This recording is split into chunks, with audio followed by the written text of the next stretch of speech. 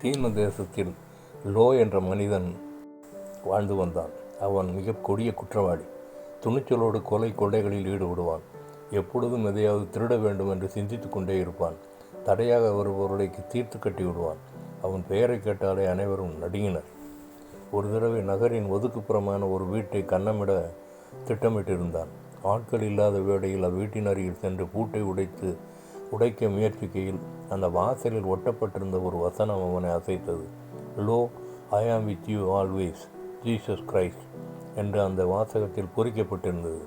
எப்படி என் பெயர் இயேசுவுக்கு தெரியும்? அவர் லோ, நான் உன்னோடு கூட இருக்கிறேன் என்று சொல்லுகிறாரே என்று கை கால்கள் நடுங்க தன் வாழ்வை இயேசுவுக்கு அர்ப்பணித்தான்.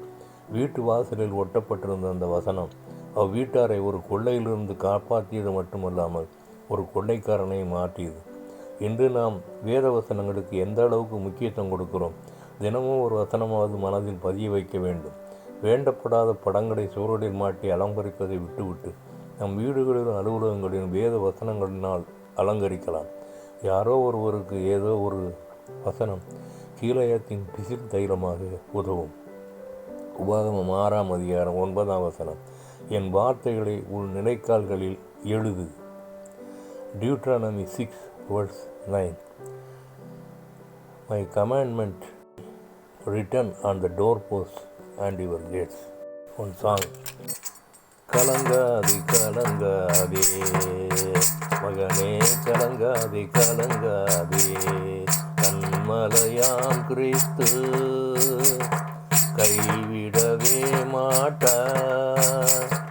தீமை உன்னை அணுகாது, துன்பம் உறைவிடம் நெருங்காது. செல்லுமிடமெங்கும் எல்லாம் தூதர்கள் உன்னை காத்திடுவார். கலங்காது கலங்காதே மகனே, கலங்காது கலங்காதே, கலங்காது கலங்காதே மகனே, கலங்காதே கலங்காதே, கண்மலையாம் கிறிஸ்து கைவிடவே மாட்டார். தீமை உன்னை அணுகாது, துன்பம் உறைவிடம் நெருங்காது.